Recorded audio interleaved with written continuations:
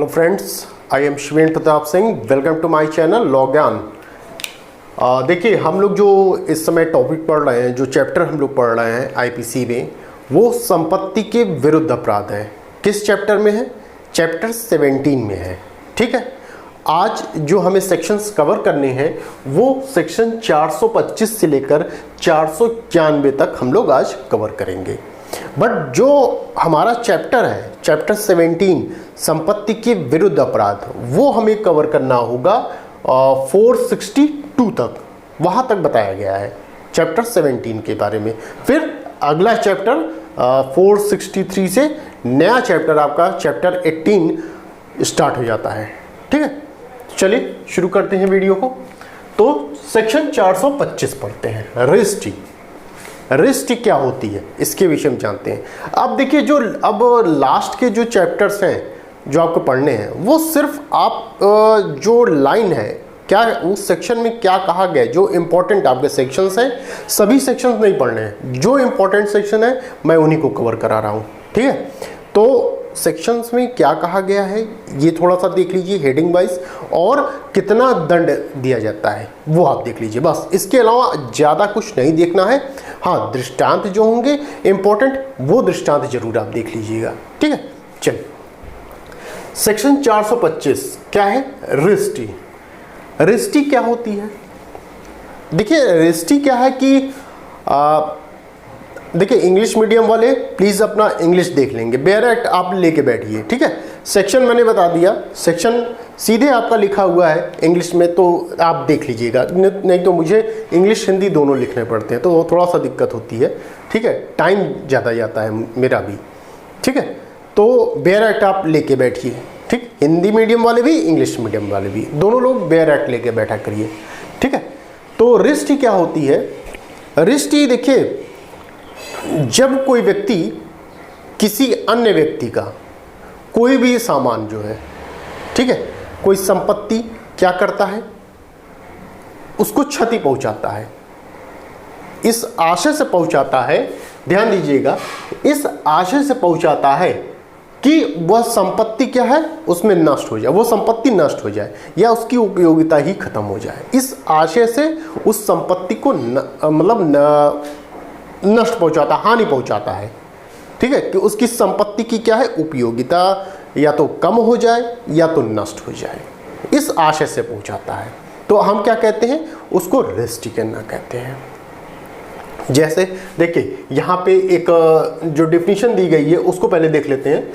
किसी व्यक्ति को, ध्यान रहे, किसी व्यक्ति को सदोष हानि या नुकसान करने के आशय या ज्ञान से, ठीक है, किसी व्यक्ति को सदोष हानि या नुकसान करने के आशय या ज्ञान से किसी संपत्ति को, ध्यान रहे, किसी संपत्ति को नष्ट करना। हमारा आशय और ज्ञान है कि आपकी संपत्ति को हम नष्ट कर दें, जिससे उसके मूल्य या उपयोगिता में कमी आ जाए, तो हम कहते हैं कि उस व्यक्ति ने रजिस्ट्री कारित किया।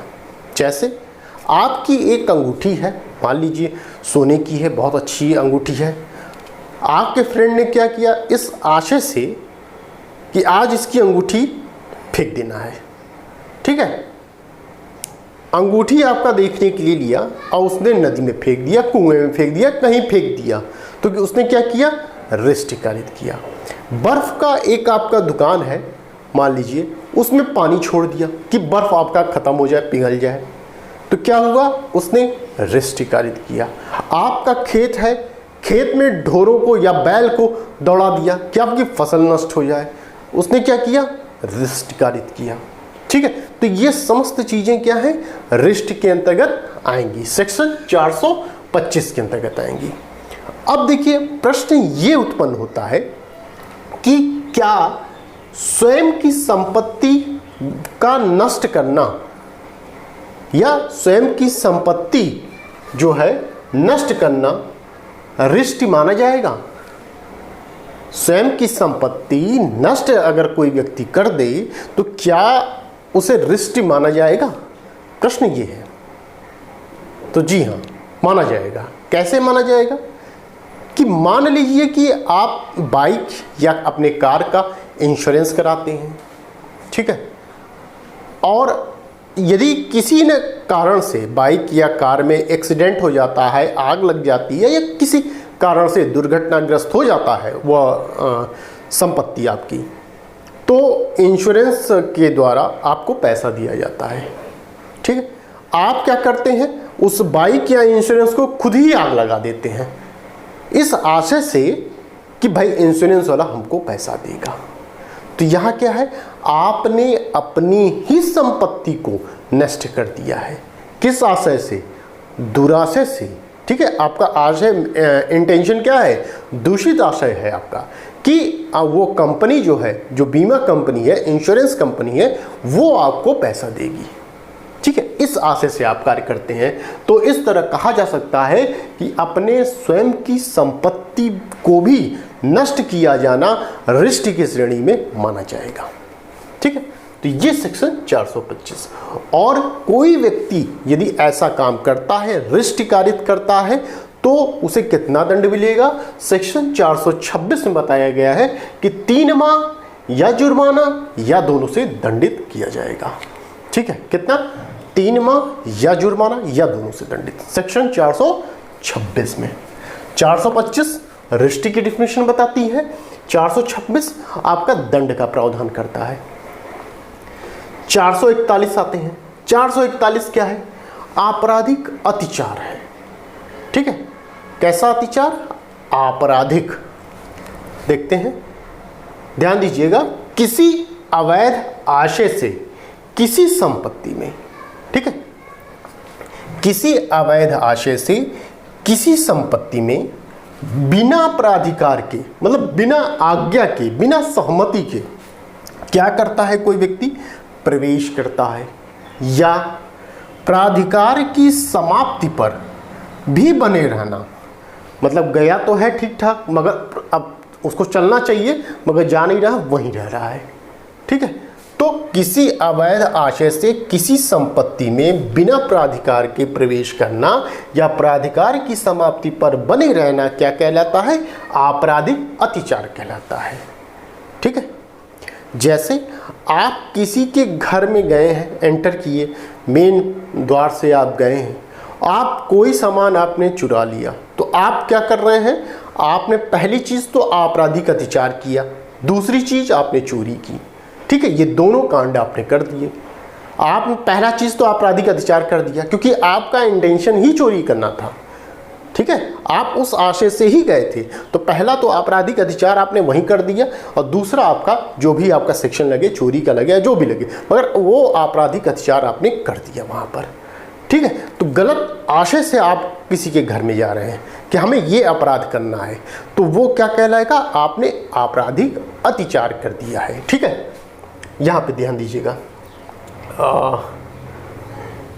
देखिए, ये आपराधिक अतिचार जो है, ये जरूरी नहीं है कि किसी के घर में ही है, नहीं, ये आपका किसी की संपत्ति ऐसी हो सकती है, जैसे किसी का खेत हो सकता है, किसी का बगीचा हो सकता है, ऐसी भी संपत्तियां हो सकती हैं। ठीक, तो वो संपत्ति है, किसी का खेत है, आप गलत आशय से चले गए कि उस खेत में जो सामान है उसको हम खराब कर दें या उसको हम लेते आए। कुछ बोया गया है, कोई फल है उस खेत में, तो खेत में तोड़ के लेके चले गए, तो उस खेत में, उनके जिसका खेत है उसके खेत में आप जैसे जाते हैं उस प्रॉपर्टी में, तो आपने क्या किया? आपराधिक अतिचार किया। कैसे? बिना प्राधिकार के आपने प्रवेश किया, और प्रवेश किया तो आपका आशय जो था वो गलत था। ठीक है, इंटेंशन आपका गलत था, इसलिए आपने आपराधिक अतिचार किया। किसी का बगीचा है, बगीचे में आप चले गए उसका फल तोड़ने के लिए, तो बगीचे में जैसे ही उसके एंटर करते हैं, बगीचा क्या है? उसकी प्रॉपर्टी, भाई संपत्ति है, तो उसके बगीचे में जैसे ही आप एंटर करते हैं, आपका क्योंकि गलत आशय पहले से था कि मुझे वो तोड़ना है, फल तोड़ना है, आम तोड़ना है, अमरूद तोड़ना है, जो भी बगीचे में लगा हुआ है, वहाँ आप चले गए और गलत धारणा से आप जाते हैं और फल को तोड़ते हैं, तो आपने क्या किया? आपराधिक अतिचार किया। ठीक है, क्लियर? ये आपराधिक अतिचार का मतलब होता है। और यदि कोई व्यक्ति ऐसा काम करता है, आपराधिक अत्याचार करता है, तो कितना दंड मिलेगा? यह बात सेक्शन 447 में बताई गई है कि 3 माह या जुर्माना या दोनों से दंडित किया जाएगा। ये इंपॉर्टेंट है, आपका ध्यान रखिएगा। अधिकतर लोग गलती ये करते हैं, सेक्शन 441 में आपराधिक अत्याचार की डिफिनीशन है और लोग गलती ये करके आते हैं सेक्शन 442 में दंड सोचते हैं कि एक कदम आगे दंड का प्रावधान होगा, क्योंकि अधिकतर सेक्शन में एक कदम आगे दंड का प्रावधान होता है, तो यहाँ गलती करते हैं। तो दंड आप ध्यान रखिएगा, साधारण जो दंड है आपराधिक अत्याचार का वो सेक्शन 447 447 में दिया गया है। कितना?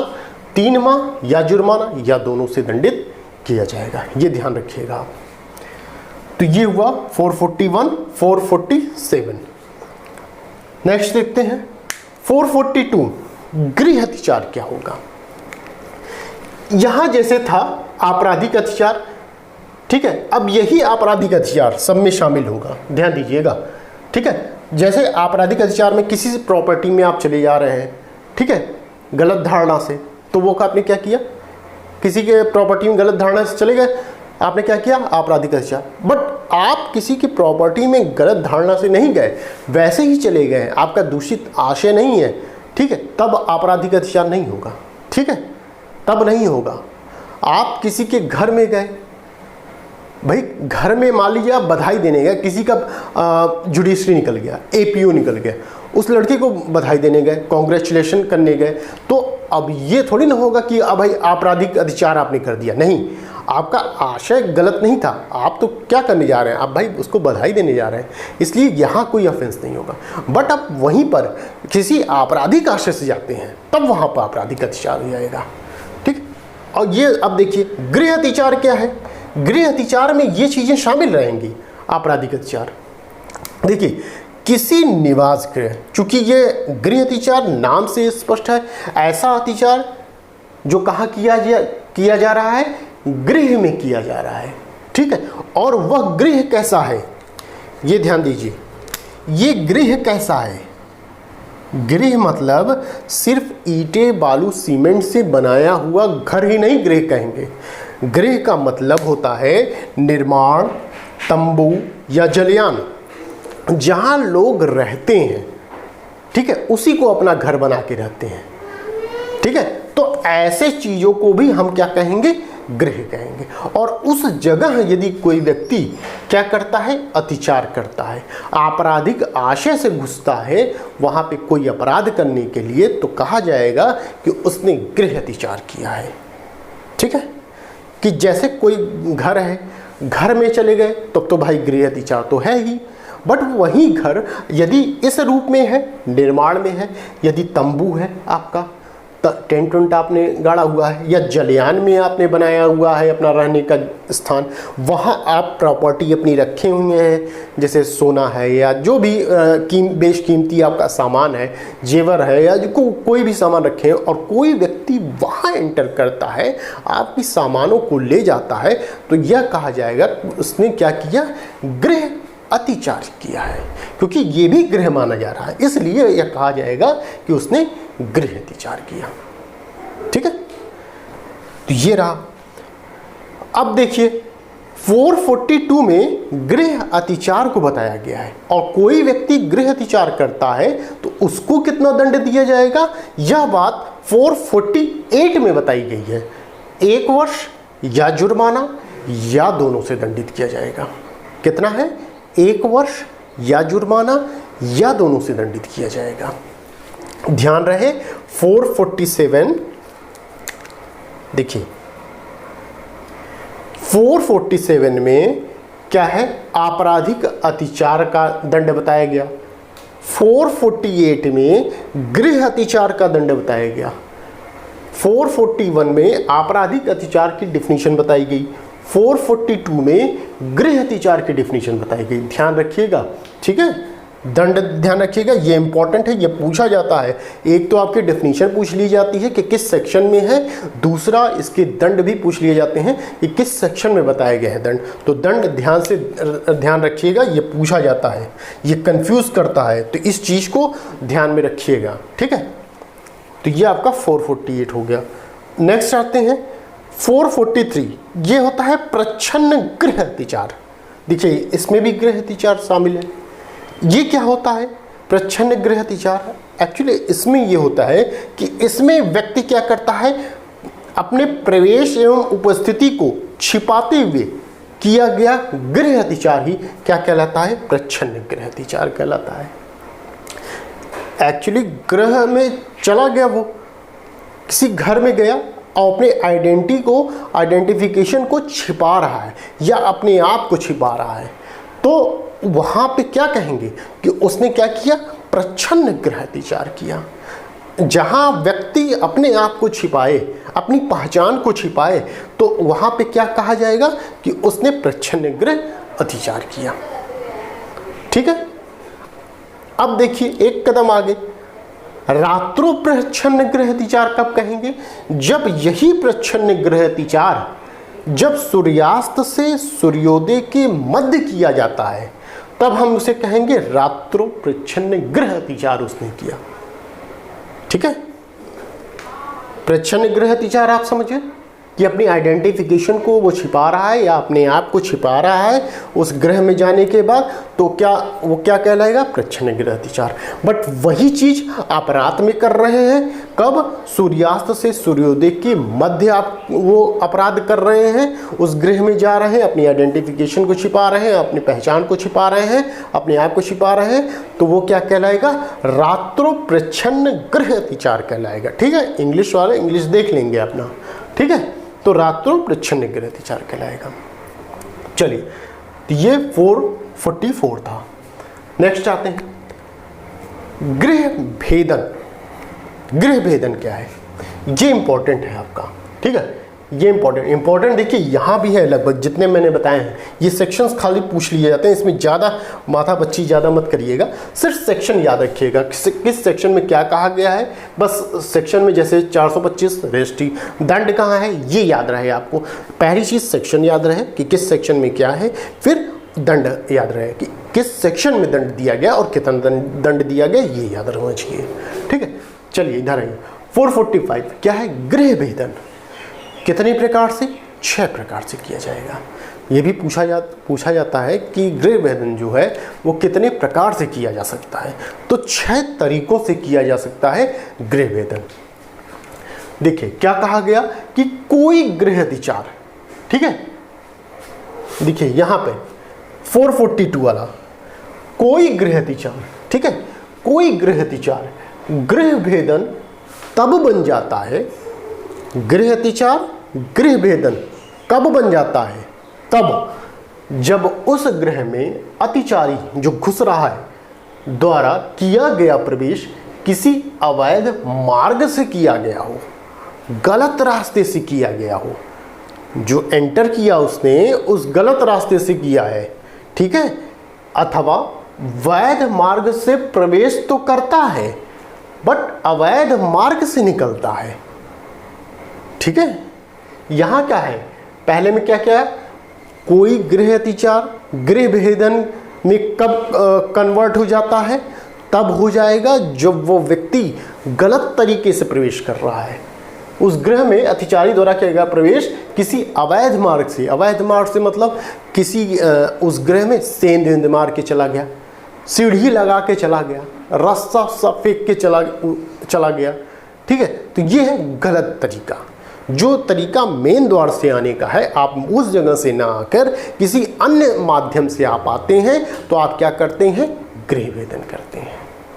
ठीक है, जैसे आप किसी की ताला बंद था, घर में ताला बंद था, चाबी खो गई थी, एक चाबी उसने पा लिया, कहीं पड़ी हुई थी उस ताले की और उसने खोल दिया, तो ये भी गृह भेदन माना जाएगा। सिटकनी लगी थी किसी चीज़ से, आपने सिटकनी को हटा दिया और एंटर कर गए, तो वो भी क्या, गृह भेदन माना जाएगा।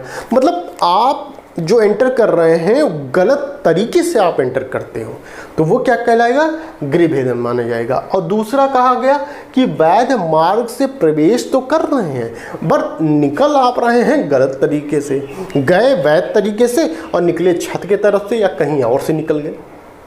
ठीक है, तो ये चीज़ें क्या कहलाएंगी, गृह भेदन कहलाती हैं। ठीक। तो ये इतनी चीजें हैं गृह भेदन के संबंध में।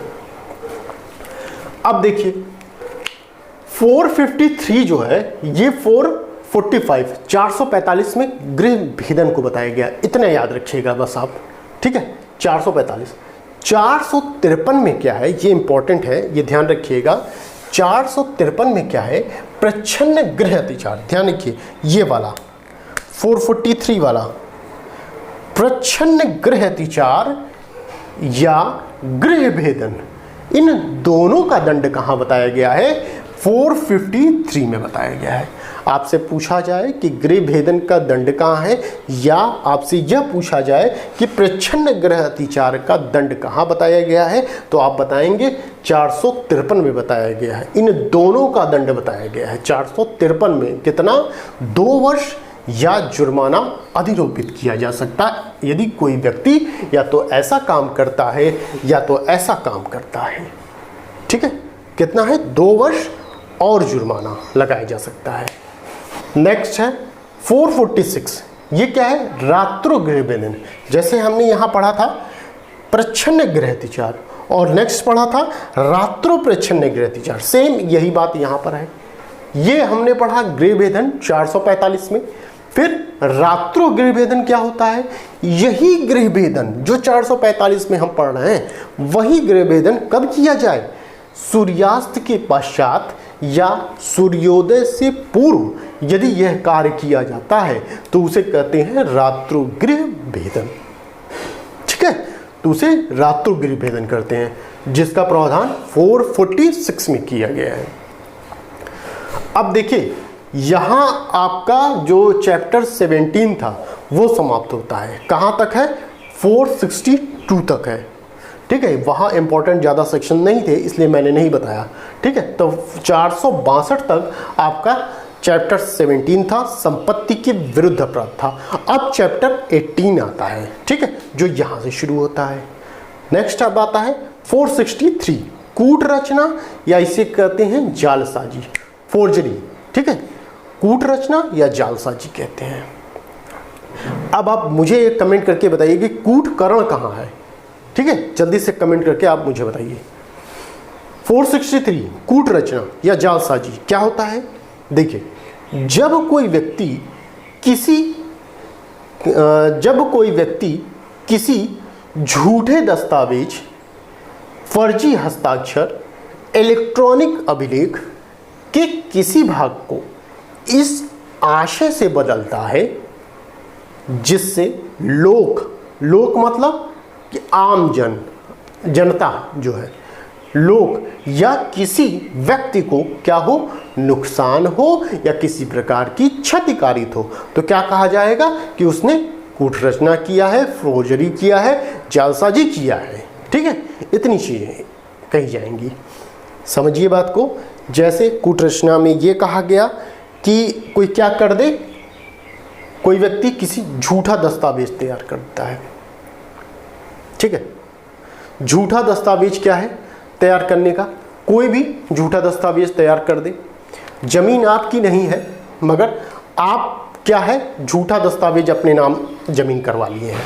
वहाँ क्या है, आपने क्या किया, झूठा दस्तावेज तैयार कर दिया, ठीक है। फर्जी हस्ताक्षर कर दिया।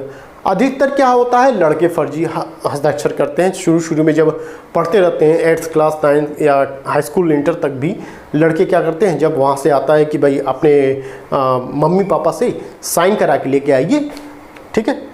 इनमें से बहुत लोगों ने किया भी होगा कि भाई आपका जो नंबर है सही नहीं है आया हुआ, या कुछ भी ऐसा शरारत आपने किया है, तो वहाँ पर उसके लिए कि भाई आपके मम्मी पापा पेरेंट्स को पता चले कि आपने क्या शरारतें की हैं, तो वहाँ पे वो साइन करेंगे कि भाई पढ़ा है उन्होंने तब साइन किया है। तो वहाँ लड़के क्या करते हैं, वहाँ दिखाते नहीं हैं, वो जानते हैं अपने मम्मी पापा की साइन, वो क्या करते हैं, वो खुद ही मम्मी पापा बन जाते हैं और वो क्या करते हैं, अपना ही वहाँ पर पापा का साइन अपने कर देते हैं, ठीक है, कि ले जाते हैं, देखिए मैम पिताजी ने मेरे साइन किया है पढ़ के, ठीक है। तो ये क्या होता है, फर्जी आप हस्ताक्षर कर देते हैं। ये तो एक एग्जांपल था।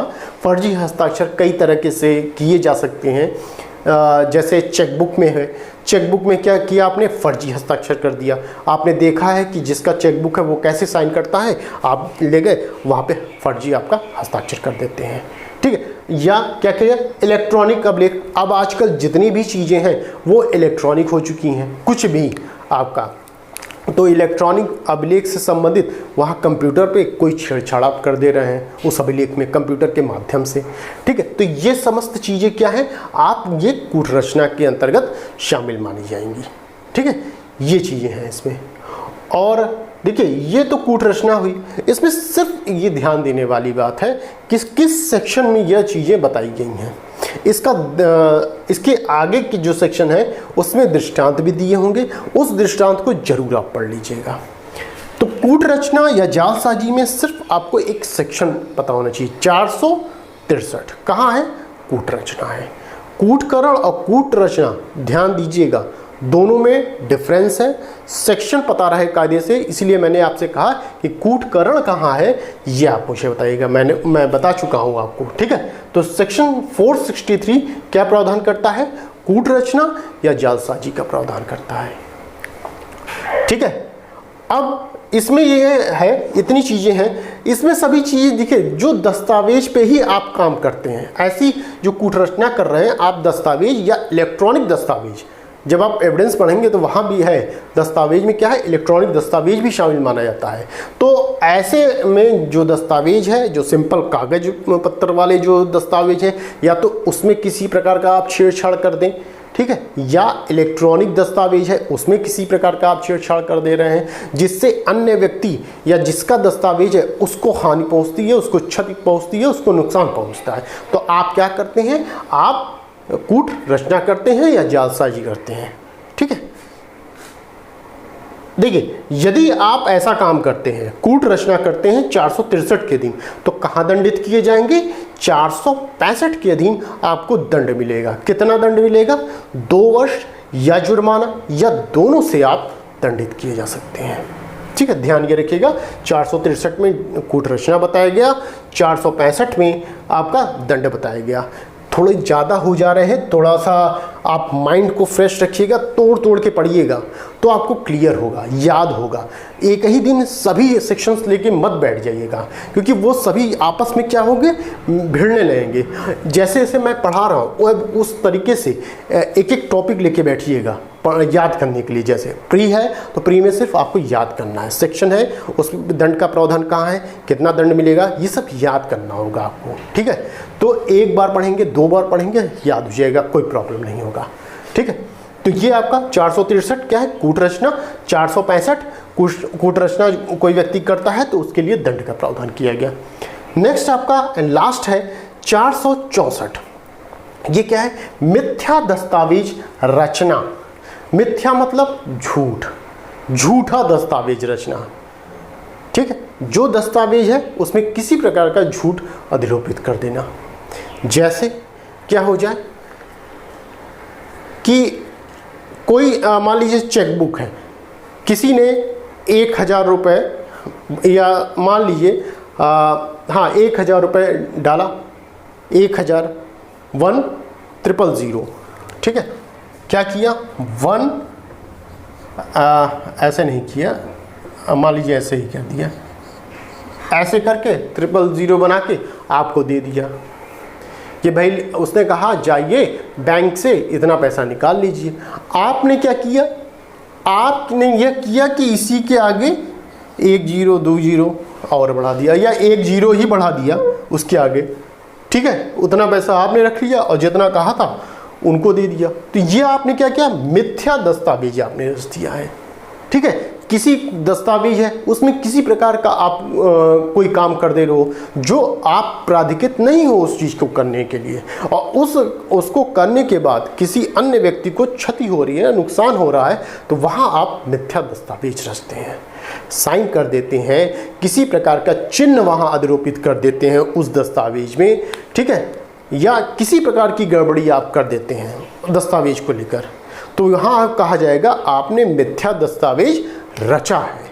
तो ये सेक्शन 464 सिर्फ ये बताता है मिथ्या दस्तावेज रचना, बस इतना आपको पढ़ना है और कुछ मत पढ़िएगा, सिर्फ सेक्शन याद रहे कि इस सेक्शन में मिथ्या दस्तावेज रचना है।